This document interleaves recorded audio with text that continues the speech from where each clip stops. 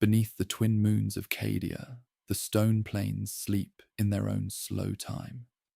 The air at this hour is cool enough to carry the faint scent of granite dust, stirred by the gentlest breath of wind from the north. The sky is a deep, tempered blue-black, the stars neither sharp nor dull, but softened by the pale veil of the upper atmosphere. On the western parapet of the fortress city, a lone watchman stands at his post. His armor is darkened from years of polish, its edges smoothed by long service. He rests one hand on the cold stone of the wall, feeling the subtle vibration from the power lines running deep beneath the rampart's spine. Somewhere below, out of sight, the shield generators hum, not loud enough to intrude, but steady enough to be felt like a heartbeat through the rock. His shift began 3 hours ago. The logbook, bound in thick brown leather, lies open on a small desk inside the watchtower's shelter. Each hour, the same routine. A slow circuit of the wall, noting the state of the gates, the position of the stars, the air's temperature, and the patterns in the lights of the surrounding settlements.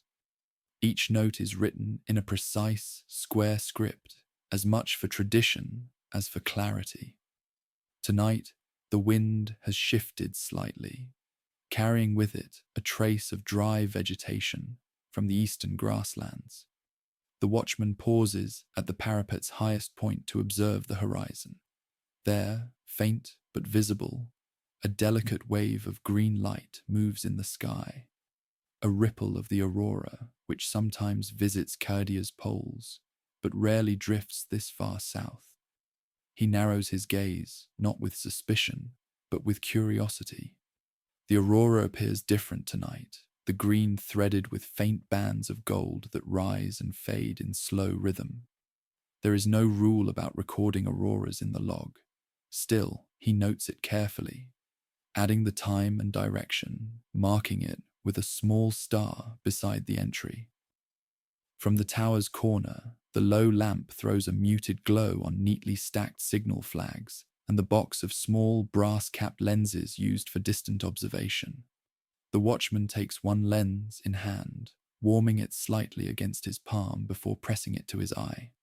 Through the glass, the light in the sky resolves into 3 distinct arcs, bending in unison like the ribs of a great wheel. He remembers a fragment from his training. An archivist once spoke of a night when the aurora formed such arcs before shifting entirely out of view for a generation. Whether that is relevant or not, he cannot say. He lowers the lens and lets his gaze rest on the distant shape of the western fortresses. They rise like immovable teeth from the land, shadowed now, but soon to be caught in the slow approach of dawn. Inside the watchtower, the kettle set earlier has finished its quiet boil. He pours the dark tea into a small tin cup, cradling it between both hands.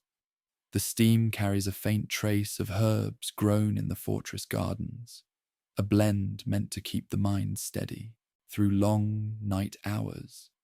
Between sips, he listens, not for trouble, but for the layered, ordinary sounds of Cadia at night. The wind between the wall's stones, the occasional creak of old timbers as they settle. Somewhere far below, the light metal ring of a gate latch being tested by another sentry. The moonlight shifts slowly across the plains, tracing long lines between the high walls and the outlying towers. In the distance, a small convoy lantern moves along the north road, a trader or a messenger, its progress measured and unhurried. From this height, the watchman cannot tell if it heads toward or away from the city. It does not matter, all paths are known, all arrivals recorded. At the far end of the wall, the relief watch approaches, their silhouettes clear against the lighter edge of the horizon.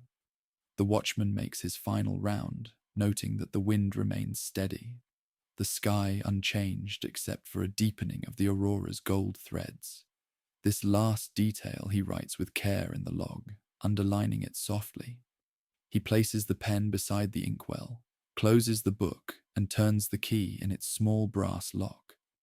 The change of watch is a quiet exchange, no more than a nod, a murmured greeting, and the passing of the keys to the wall gates. The relief will make their own observations, and perhaps they will see the aurora as well. The watchman does not mention it. Some things are better noticed in one's own time. He walks the narrow steps down into the fortress courtyard. The air here is warmer, carrying scents from the mess hall's early preparations for the morning meal. Steam curls from a vent in the kitchen roof, catching in the faint light of lanterns hung along the inner walls. Above, the aurora still moves, patient and deliberate. Whatever its cause, it does not hurry, and neither does Cadia. The watchman glances once more toward the horizon before stepping inside the barracks to end his shift. The faint hum of the generators follows him, steady and familiar. In a few hours, the sun will edge above the plains, lighting the western fortresses in soft gold. Patrols will begin their rounds, gardeners will open the glass-house shutters, and the day's work will resume. But for now, the city rests under its moons and its shifting sky, observed, recorded, and left in peace. Somewhere far above the clouds, the arcs of green and gold drift onward, their rhythm unbroken, carrying in their movement the first quiet thread of a mystery that will take its time to be understood. And in that unhurried passage, Cadia continues as it always has, patient, watchful, and at ease beneath the pale orbit of its moons. The first light of Cadia's day arrives softly, not with a sudden flare, but as a gradual easing of shadow from the stone courtyards. The twin moons, pale and thinning in the west, linger for a few breaths before slipping into the deeper blue of morning. The air is cool, carrying the faint metallic tang of dew on armor, and the warm, low scent of bread rising in the mess hall ovens. Inside the barracks, the rhythm of waking is unhurried. Boots are set on the floor in neat rows, their leather already clean from the night before. Soldiers sit at the edges of their bunks, checking the seams, tapping soles lightly against the flagstones to feel for any softening in the stitching. Armor plates are lifted from their stands with care, inspected for dents or signs of wear, then wiped down with cloths oiled the night before. There is a certain quiet to these actions, a kind of meditation that comes from years of repetition. At a long table near the eastern wall, a junior officer records the roster, marking those due for patrol, those assigned to maintenance duty, and those with the morning watch in the towers. The sound of his pen is steady, a faint scratching that blends with the slow scrape of whetstones along blades. No one speaks above a low murmur. The first hours of the day belong to preparation, and conversation comes later. In the mess hall, kettles of tea are already steeping. The scent is familiar, strong leaf mixed with sprigs of dried mint from the garden just beyond the courtyard. Tin mugs are lined in even rows along the counter, each one filled in turn, the rising steam making small clouds in the cool air. A pot of porridge thickens on the stove, stirred in slow, regular circles by the cook, who glances now and again at the wall clock to keep pace. At one table, the aurora's unusual colours from the night before become a quiet topic. Two soldiers who finished the late watch speak of the gold threads they saw weaving through the green, though neither can say what it means. Their words carry no tension, just the simple fact of something worth noting. The junior cartographer, seated nearby with his breakfast, hears this and makes a mental note. He has already been assigned to check the astronomical records for patterns. This will be another detail to add to his review. When breakfast ends, the mugs are rinsed and dried. the tables wiped down with damp cloths that leave faint, dark traces on the wood until they dry in the sun. The cartographer retrieves his satchel, tucking inside the thin-bound volumes of last season's star charts.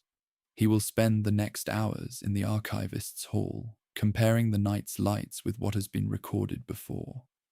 His pace is unhurried. The sky will not change quickly, and the work demands patience. Outside, the courtyard is coming fully awake. The sun's first rays touch the high parapets, casting long shadows across the flagstones. Patrols gather in small knots, checking straps, securing packs, adjusting the buckles on their helmets. The clink of metal on metal is softened by layers of leather and cloth. Orders are given in measured tones. There is no need for barked commands. One patrol prepares to head west toward the great ramparts. The leader, a man in his middle years with a calm, even gait, reviews their route on an arse, folded map. He traces the lines with a gloved finger, up the western wall, along the southern gate, and out to the far watchpost. The journey will be slow, with pauses to inspect hinges, walkways, and the stone joints of the outer wall. They will also, without any specific order to do so, keep their eyes on the sky. Before they depart, the patrol shares a moment by the stables, watching the sun slide higher over the plain. In that light, the faint afterglow of the aurora is still visible, a ghost of green against the fading night. The leader remarks on it quietly, and the others nod. No conclusions are drawn. Some observations take days or years to be understood. The cartographer, already on his way to the hall, pauses in the courtyard to adjust the strap of his satchel. He glances toward the patrol, then toward the sky, as though measuring the distance between the two in thought alone. It occurs to him that the lights might mean nothing at all, or they might mean something that cannot yet be named. Either way, the record will be made. By mid-morning, the barracks have settled into their daytime rhythm. Those off-duty tend to the gardens, trimming back the broad leaves that shade the mint and basil. The cook makes his way through the herb rows, selecting sprigs for the next day's tea. From the laundry lines, clean linen stirs gently in the breeze, carrying the faint scent of lye soap. The armory door stands open, its interior orderly, blades hung in pairs, rifles resting in racks, ammunition locked away behind a gate of oiled wood and iron. The patrol heading west passes through the main gate with a steady pace. Their boots thud softly on the packed earth road before the sound fades against the wider silence of the plains. Above them, the sky deepens to a clear blue, the aurora's remnants finally gone from sight. Somewhere beyond that horizon lie the fortresses they will walk toward, and the observation post where the old sky recording machine still hums in its patient service. The cartographer reaches the archivist's hall just as the doors are unbolted for the day. He greets the keeper with a slight bow, receives a quiet nod in return, and steps into the cool interior. Shelves rise in even rows on either side, each one bearing the weight of Cadia's patient record. The work ahead will take him deep into those rows, through decades of sky notes and careful diagrams. But for now, he sets his satchel on the desk, opens his first chart, and smooths it flat with the side of his hand. Outside, the patrol's shadows lengthen as they climb the rampart steps. The cartographer's pen scratches across the first line of his notes. In both places, work begins, not hurried, not tense, but steady, as it always has been. The day's motions set, the aurora's memory quietly carried forward, and somewhere between the barracks, the wall, and the hall, the threads of gold from last night's lights wait to be drawn into the next page of Cadia's quiet history. Sheriff Elias Briggs, had been in Clayton long enough to know every bend in the road, every sagging fence post, and every stubborn, mule-headed rancher within a day's ride. But nothing he saw on the morning of March 14th, 1856, made any earthly sense. The early light had just crept over the horizon, painting the frozen grass silver when he rode out toward the Withers place. News had already been circulating in town, half rumor, half dread, that something had disturbed the family plot again. The Withers children had been in the ground only 3 days since the last reburial. If someone was doing this, they had the precision of a grave robber and the nerve of a madman. But what Briggs found was worse than the whispers. The 3 small graves were intact. No shovels had touched the earth. No coffins were split open. Instead, the dirt above them was disturbed from beneath. A soft mound had formed on each plot, as though something had pushed upward during the night. Around these mounds were tracks, not human, not animal, but deep, elongated impressions, sunk into the frost like heavy boots without heels. They were spaced unevenly, as if whatever had made them dragged itself across the ground. Briggs knelt, running his fingers along one print. The edges weren't crisp like normal tracks. They were blurred, as if the soil had resisted revealing their full shape. His stomach churned. He had seen mountain lion marks, coyote trails, even the desperate footprints of lost men wandering in circles before they froze. But this was something that didn't belong in New Mexico, or anywhere. The breeze picked up, rattling the dried weeds along the fence line, and for a moment Briggs swore he heard the faintest scraping, like fingernails on wood, coming from beneath the earth. He stood quickly, hand resting on the revolver at his hip, even though he knew 6 bullets wouldn't do much good against whatever this was. Behind him, the Withers' neighbor, old Samuel Dodd, approached on foot, hat pulled low against the morning chill. "You see it too," Dodd muttered without greeting. Briggs nodded, eyes still fixed on the ground. "You been out here since sunrise?" "Didn't sleep," Dodd said. "Heard something in the night. Crying, maybe. Like a baby. But not quite right." Briggs didn't respond. They stood in silence until the sun's edge lit the far hills. The sheriff knew the official story had always been disease, a wasting fever that took all 3 Withers children within a month of each other. But he had also heard the rumors of the family's tainted bloodline, how the children were said to have never slept normally, how their skin had grown cold long before they took their last breath. That was why he wasn't shocked when Dodd said, almost in a whisper, "They weren't meant to stay buried, Sheriff. And we both know it." Briggs exhaled slowly. "Keep your mouth shut in town. Last thing we need is folks riling themselves into a panic." But as he rode back toward Clayton, the sheriff knew he'd be lying in his next report. Whatever was happening at the Withers plot didn't have a name in any law book, and if the pattern held true, the earth wouldn't hold those children for much longer. The archivist's hall stood quietly in the heart of Cadia, its stone walls thick and cool, a sanctuary for memory and calm. The scent of aged parchment and faintly oiled wood filled the air, mingling with the soft flicker of lantern light.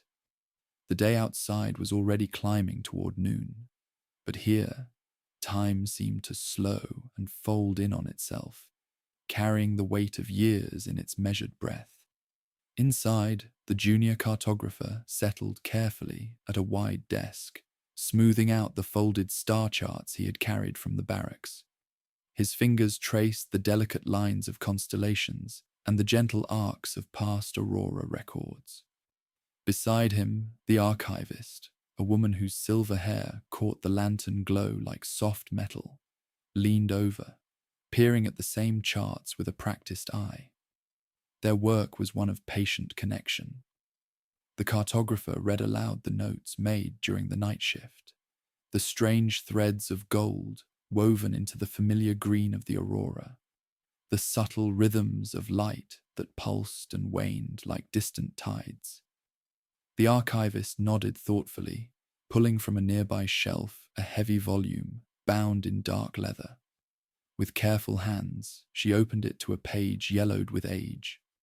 There, sketched in faded ink, was a record of a similar aurora event from decades past, marked simply as the Singing Lights. The page was fragile, its edges brittle from time, but the image was clear, bands of light twisting in gentle spirals, accompanied by notes in the margins about faint harmonic sounds heard during the phenomenon. The archivist shared a quiet smile with the cartographer. They say the lights sing only when the world is turning. Her voice was low, almost reverent. Not all understand the meaning, but the song is never harsh, more like a lullaby for the sky. The cartographer nodded, careful to copy the relevant passages into his own notebook, his pen moving slowly, deliberately. There was a rhythm to the work, folding observation into record, observation into memory, a cycle as old as the city itself. As they worked, the faint sounds of the city drifted in through the open window. The soft ringing of a distant bell, the low murmur of voices preparing midday meals, the rustle of linen curtains in a gentle breeze. Outside, the light shifted toward afternoon, warming the stone of the hall and casting long, quiet shadows across the floor. Before closing the volume, the archivist pointed to a faint sketch tucked between pages, a line drawing of a distant mountain range, with delicate annotations marking points where the aurora was said to touch the earth. Among these was a small, curious symbol resembling a spiral enclosed in a circle. That, she said softly, is the mark of the keepers. The cartographer's eyes lifted, questions flickering in their depths. Who are the keepers? They are those who tend the markers, the archivist replied. Guardians of the places where sky and stone meet. Her tone held no urgency, only steady certainty. Not warriors, but watchers. Their role is to maintain the balance between what we see and what we know. A pause settled between them, the kind that carries more than words. The mystery of the aurora was far from solved, but the path toward understanding had begun, quietly, patiently, as all things worthy do. The cartographer packed his charts with care, the weight of new knowledge balanced by the calm of routine. Outside the hall, the sun dipped lower, the shadows growing longer along the streets. He stepped out into the cooling air, turning his gaze toward the distant highlands marked in the old sketch. There, the keepers waited. The story was moving forward, as slow and steady as the turning of Cadia's moons. The morning air held a soft chill as the caravan prepared to depart from the heart of Cadia. Lanterns flickered gently against the stone walls, their amber light mixing with the faintest hint of dawn's first rays. The scent of earth and dry herbs filled the courtyard, and the steady murmur of waking voices settled into a gentle rhythm. The caravan was modest, a handful of wagons with wooden wheels worn smooth by years of travel, pulled by quiet beasts of burden whose breath rose in faint clouds against the cool air. Riders moved with deliberate calm, adjusting harnesses, checking loads, and exchanging quiet greetings. Among them, the cartographer carried his satchel carefully, its leather straps softened by constant use. The path ahead wound through rolling plains that stretched like a muted tapestry beneath a pale sky. Early light softened the contours of distant hills, their edges blurring softly into mist. The caravan moved with a steady pace, the wheels tracing gentle rhythms on the packed earth, a sound both steady and soothing. Along the route, the travelers passed familiar markers, ancient stone wayposts carved with weathered runes, patches of wildflowers nodding in the breeze, and small outcroppings where the earth cracked open to reveal veins of mineral and quartz. The cartographer noted these quietly, aware that each held a story layered deep beneath the surface of the land. The caravan's leader, a woman whose calm authority was as natural as the hills themselves, guided the group with practiced ease. Her eyes, steady and clear, often lifted to the shifting sky, as if tracing unseen threads between the earth and the heavens. Midway through the journey, the caravan paused beside a narrow stream where the water whispered over smooth stones. The beasts drank in silence, and the travelers stretched limbs worn from the slow motion of travel. The cartographer pulled out a small sketchbook, tracing the delicate shapes of water-worn leaves and the ripple patterns on the stream's surface. Here, the air held a faint echo of the aurora's golden threads from days before. An unseen presence felt in the hush of the landscape, a quiet pulse beneath the steady flow of water. The leader spoke softly. "The highlands are not far now. It is a place where sky and stone speak the same language." The caravan moved again, the trail climbing gently toward the rising hills, where shadows deepened beneath groves of ancient trees. The air grew cooler, the scents shifting from dry earth to the rich musk of pine and moss. As dusk approached, the caravan came into view of a small settlement nestled against the rocky outcrops, the home of the keepers. Here, stone buildings rose with a quiet dignity, their surfaces softened by climbing ivy and lichen. Lanterns hung at doorways, casting pools of warm light that mingled with the growing twilight. The keepers welcomed the travelers with serene nods and gentle words, their faces marked by years of tending rather than conflict. Their movements were deliberate, hands steady, as they guided the caravan into the heart of their village. Inside a communal hall, a fire burned low, its amber glow flickering against walls lined with tools and scrolls. The air was filled with the scent of dried herbs and wood smoke, mingling with a quiet sense of shared purpose. The leader of the caravan spoke briefly, passing along the cartographer's inquiries about the aurora and its strange golden threads. A keeper, whose eyes held the depth of many winters, replied with measured calm. "The lights you seek are part of the land's breath, a song sung between stone and sky. Our role is to listen, to keep the markers, and to protect the balance." The night settled around them with soft hushes and the gentle crackle of fire. Outside, stars blinked through shifting veils of cloud, the aurora's echoes still lingering in the edge of vision. The caravan and the keepers shared their quiet vigil, two worlds gently converging under the vast canopy of Cadia's sky. The soft dawn light filtered through the latticed windows of the communal hall, where the keepers gathered in quiet circles. The air was cool and still, carrying the faint scent of pine resin and aged parchment. Outside, the highland winds whispered through the ancient trees, as if carrying messages between the earth and sky. At the center of the hall stood a simple wooden table, its surface worn smooth by generations of hands. Upon it rested slender rods of polished wood, delicately carved stones, and bundles of woven grasses, tools of the keeper's care.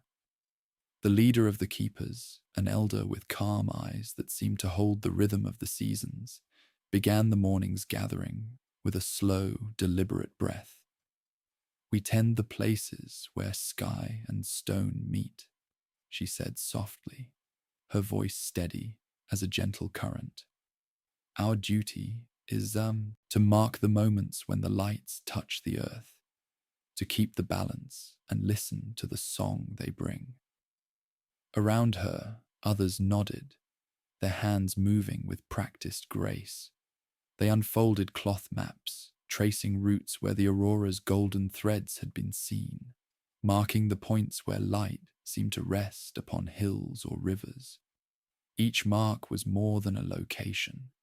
It was a note in a quiet symphony, a whisper of connection between worlds. The keepers prepared their instruments, a set of delicate wind chimes fashioned from bone and wood, arranged to catch the faintest breeze. These would accompany their ritual walks, their tones blending with the ambient sounds of the highlands. The elder lifted a small crystal, turning it slowly in her hand. When sunlight passed through it, faint prisms danced on the walls, echoing the colors of the aurora. As the day deepened, the keepers set out in pairs along the marked paths. Their footsteps were light, careful not to disturb the fragile moss and wildflowers beneath. Each carried a bundle of herbs and grasses, their scents mingling with the cool air. At intervals, they paused to place slender wooden stakes into the earth, markers carved with the spiral symbol, a sign of their quiet vigilance. The ritual was as much about presence as action, a mindful tending to the land's subtle messages. Alongside the placement of markers, they played their wind chimes, the gentle tones weaving through the trees and stones. The sound was soft, almost imperceptible, yet it filled the space between earth and sky with a calm resonance. Back in the communal hall, others remained to document the day's observations. Scrolls were unrolled, inked with careful strokes detailing light patterns, weather conditions, and the rhythms of wildlife. The archivist's notes spoke of harmony rather than change, a balance held steady by the keeper's watchful hands. As evening drew near, the keepers gathered once more, sharing their findings in quiet conversation. Their voices were low, measured, carrying the weight of responsibility without haste or alarm. The ritual closed with a shared moment of silence, gazing upward to the first stars that twinkled through the dusky sky. In that calm space between earth and night, the aurora's distant song could almost be heard, a lullaby carried on the wind, a reminder that the world turns slowly and all things in their time. The dawn unfolded slowly over Cadia's stone ramparts, casting soft shades of rose and lavender across the sky. Beyond the city's sturdy walls, the plains stretched wide and open, their muted grasses bending lightly in the morning breeze. It was a land that spoke in whispers, quiet connections, subtle shifts, and hidden patterns waiting to be noticed. From the watchtowers, sentinels scanned the horizon with steady eyes. Their vigil was not one of urgency, but of attentive calm. They traced the lines where earth met sky, observing distant hills and valleys that held stories older than the city itself. In their steady gaze, the aurora's influence lingered, like a faint echo woven into the fabric of the land. In the bustling markets below, traders from neighboring settlements moved with gentle purpose, exchanging goods and stories. Their voices carried softly through the air, weaving a tapestry of culture and shared memory. Among them was a young messenger, his satchel light, but his steps measured. He carried word of distant places where the aurora had been seen, places beyond Cadia's maps, where the skies sang similar lullabies. The cartographer received the messenger's notes with quiet interest, spreading them alongside his own charts. The threads of light, once thought to be confined to Cadia's highlands, now hinted at a wider network, a subtle harmony connecting land and sky across vast distances. As midday sun warmed the stone streets, scholars gathered in the archivist's hall to discuss these new findings.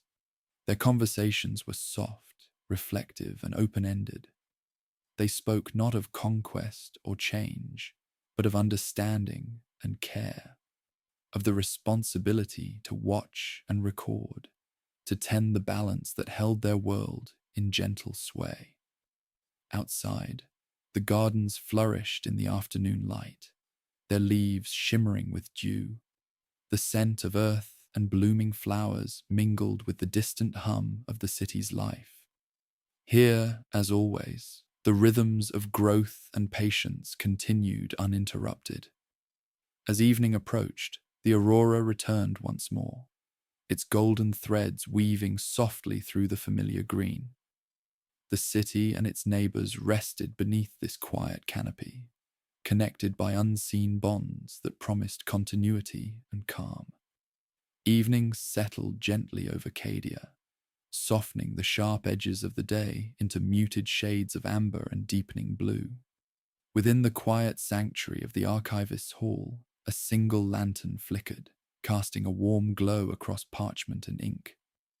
The archivist sat alone, her fingers resting lightly on the spine of a worn volume, her eyes tracing lines of text as if reading the very pulse of the city itself. Her thoughts moved slowly, gathering threads of light and shadow from the day's discoveries. The aurora, with its delicate golden hues woven through familiar greens, was more than a fleeting phenomenon. It was a quiet conversation, a bridge between earth and sky, past and present. The records she kept were not merely histories, but living documents, breathing with the rhythms of Cadia's pulse.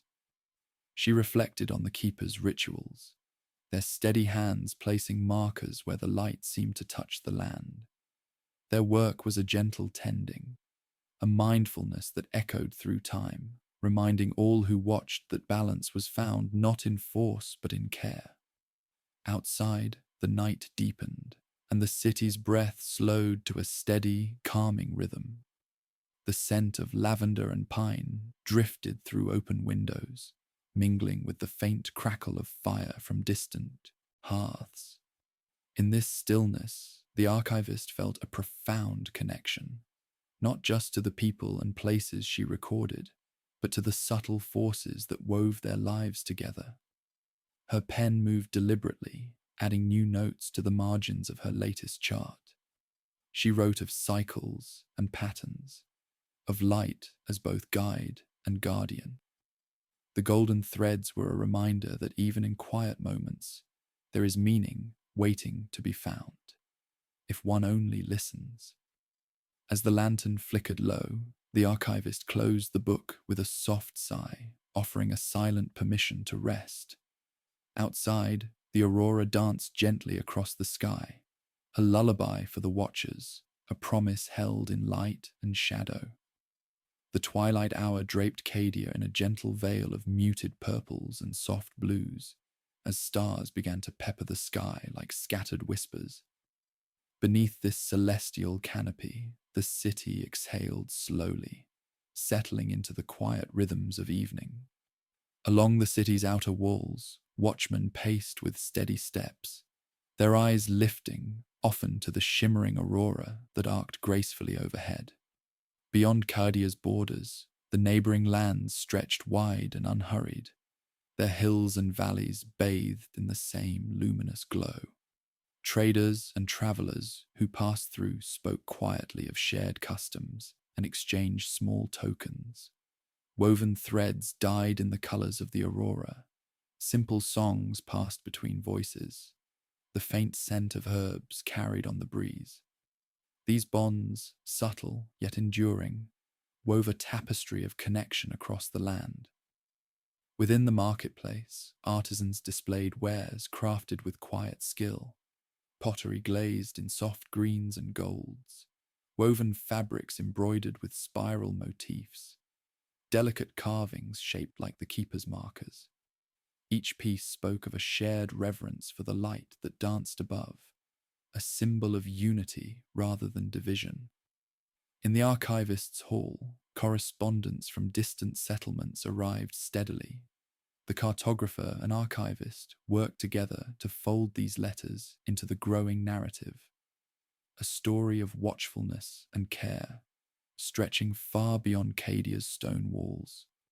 They spoke often of patience and respect, of understanding the land's language rather than bending it to will. As night deepened, the aurora's golden threads shimmered gently against the familiar green, their quiet dance a reminder of the ties that held all things together. In this shared light, the city and its neighbors rested, not as isolated places, but as parts of a greater whole, bound by the steady song of the sky. The final light of dusk faded slowly over Cadia, drawing a soft curtain of twilight across the city's stone faces and quiet streets. The air settled into a tender stillness, as if the world itself were holding its breath in reverence for the night to come. Lanterns flickered gently in windows, casting pools of amber warmth against the cool embrace of evening. Within the archivist's hall, the weight of centuries rested lightly on shelves lined with scrolls and tomes, each a whisper of the past woven into the present. The archivist sat poised with a steady hand, reflecting on the journey traced through light and shadow, through careful watching and quiet tending. The golden threads in the aurora were more than a natural wonder. They were a living symbol of Cadia's enduring purpose, a reminder that strength is found not only in walls or weapons, but in the patient rhythms of care, in the listening to the subtle signs the land offers, and in the trust that grows between those who watch and those who are watched. Outside, the city moved with a gentle grace. Gardeners folded their day's work into rest. Watchmen exchanged quiet greetings before their night shifts, and the scent of lavender drifted through open windows, weaving a soft lullaby. The lessons of the keepers, the caravan's slow journey, and the archivist's careful records blended into a single truth. That balance is not a destination, but an ongoing dance, one measured in light and shadow, in the ebb and flow of the world's breath. As the aurora shimmered overhead one last time, its golden threads weaving softly through the familiar green, Cadia exhaled a calm invitation to rest, to dream, and to trust in the quiet steadiness of the night. The night had settled deeply over Cadia, a velvet hush enveloping the city and its stone ramparts. The air was cool and still, carrying the faint scent of earth and pine, a delicate reminder of the land's enduring presence beneath the vast sky. Lanterns glowed softly in windows, their amber light flickering like quiet echoes of the day's last warmth. Outside, the aurora danced gently, its familiar green hues woven with golden threads, drifting slowly like a whispered lullaby across the heavens. The light traced soft spirals and arcs, weaving a canopy of calm that stretched far beyond the city's walls, touching the distant hills and the quiet forests beyond. Within the archivist's hall, the evening's quiet was broken only by the soft turning of pages and the gentle scratching of ink on parchment. The archivist paused, lifting her gaze to the window where the sky's gentle song played out in hues, both ancient and new. Her heart, steady and calm, held the knowledge of a story unfolding slowly, one of watchfulness, balance, and the patient care that binds land and people. She thought back to the first light of dawn, the caravan's steady journey, the keeper's quiet rituals, and the city's embrace of these woven threads. Each moment had added a note to a shared melody, a harmony that would carry Cadia through the coming days and nights. As the aurora's light shimmered softly above, the city settled into its breath, the soft inhale and exhale of stone and soil, sky and song. Here, beneath this quiet canopy, there was safety and there was rest. So now, with the gentle song of the lights above and the steady pulse of the earth below, It is time to close your eyes and let the world turn slowly. Sleep, knowing the watchful calm of Cadia surrounds you, holding all in quiet balance. The stillness of night deepened, folding Cadia gently beneath its starry cloak. Soft winds stirred the high grasses beyond the city's walls, carrying the faint rustle of leaves and the whisper of earth, breathing beneath the moon's tender gaze. The aurora's glow lingered faintly in the distance, its golden threads retreating slowly into the sky's quiet tapestry. Within the heart of Cadia, the land itself seemed to hum a subtle song, a resonance felt in the patient pulse of stones and soil, in the delicate shimmer of dew on blade and branch. It was a song not easily heard, but one that spoke of endurance, of care, and of the timeless dance between watching and resting. The archivist, now at her desk for a final moment before rest, traced her fingers lightly over the spiral mark, the symbol that had threaded through days of discovery and quiet understanding. It was a sign of continuity, of stories held gently through time, whispered from one caretaker to the next. Outside, the gardens breathed softly in the cool night air, their leaves stirred only by the occasional breeze. Somewhere distant, the faint sound of a nightingale's song rose and fell, weaving a peaceful melody that mingled with the earth's gentle hum. In this moment, the city and its people rested as one, held by the quiet balance they had nurtured. The aurora's light, the keeper's watch, the archivist's steady hand, all were threads in a tapestry woven through time, a reminder that even in silence, life moves with grace and care. And so, as you settle deeper into rest, know that this calm is yours to carry, a gentle echo in the quiet earth, a lullaby for the turning world. The first light of dawn began to soften the edges of night, spilling pale gold across Cadia's stone walls and the quiet streets below. The city stirred slowly, as if awakening from a deep, gentle dream. The air was cool and still, carrying the scent of fresh earth and the faintest hint of pine from distant groves. Above, the aurora faded softly into morning, its green and gold threads blending seamlessly with the rising light. A final song whispered between sky and stone. This lullaby, ancient and enduring, wrapped the land in a tender embrace, a reminder of the quiet cycles that hold all things in gentle balance. Within the archivist's hall, the pages of a well-worn book turned softly in the breeze from an open window. The archivist watched the morning unfold with calm eyes, her heart steady in the knowledge that the story was not an ending, but a turning, like the slow, steady turning of the world itself. The markers placed by the keepers, the journeys of the caravan, the rhythms of the city, all these were threads in a vast tapestry, woven carefully over time. Each moment of watchfulness, each gesture of care, added to the enduring harmony that connected Cadia's people to their land and to the sky above. As the city breathed in unison with the dawn, the aurora's light faded into day, carrying its quiet song into the waking world.